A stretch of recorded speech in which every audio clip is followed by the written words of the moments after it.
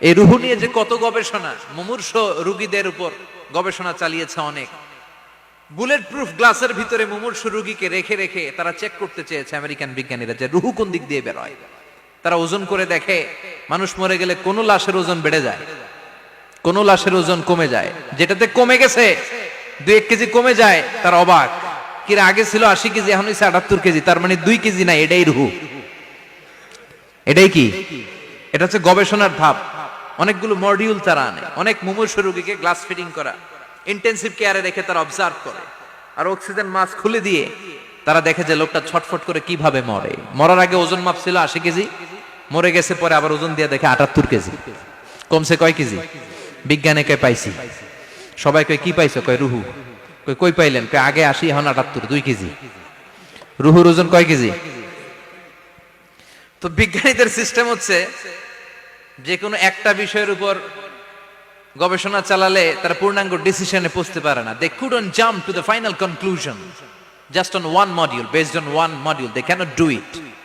তাদের অনেকগুলো মডিউল আনতে হয়। তারা আবার নমুনা আনলো আরেকটা, মুমূর্ষ রোগী, অক্সিজেন চেম্বার লাগানো, মাস্ক লাগানো, এটা খুলে ফেললে মরে যাবে।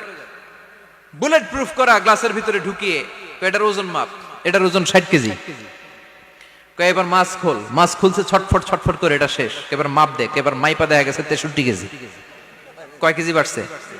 এক একটার এক এক সিস্টেম হইতেছে, কোনোটা কমে, কোনোটা বাড়ে, কোনোটা কিচ্ছু হয় না।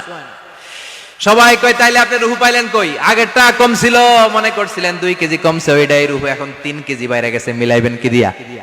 কথা কন।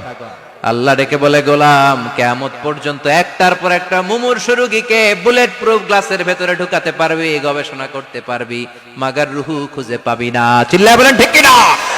কারণ এই রুহুর মালিক কে? সে আল্লাহ বললেন, আল্লাযী খালাকাল মাউতা ওয়াল হায়াতা লিয়াবলুয়াকুম আইয়ুকুম আহসানু আমালা। জীবন আর মৃত্যু বানালাম তোমাদেরকে পরীক্ষা করার জন্য। পরীক্ষা আছে না নাই? গোটা দুনিয়াটাই পরীক্ষা। আল্লাহ যারে পছন্দ করে বেশি তার পরীক্ষাও। আসাদুন নাসি বালাআন আল আম্বিয়া। এই পৃথিবীতে আল্লাহ সবচেয়ে বেশি বালা মুসিবত দিয়ে পরীক্ষা করেছেন নবীদের। কারণ নবীরা আল্লাহর কাছে কম প্রিয় না বেশি প্রিয়? যেহেতু প্রিয় বেশি, পরীক্ষাও। এজন্য মুমিনের উপর যদি পরীক্ষা আসে, মুমিনের উপর যদি অত্যাচার আসে, মুমিনের উপর যদি ধৈর্যের পরীক্ষা আসে, জেল জরিমানা আসে, মুমিন ওইটারে ভয় পায় না। মুমিন ভয় পায় একজনকে। চিল্লায় বলেন তিনি কে? কারণ আল্লাহর ঘোষণা, ওয়ালা তাহিনু ওয়ালা তাহজানু। ঘোষণাটা কার? ভয় নাই, তোদের চিন্তা নাই।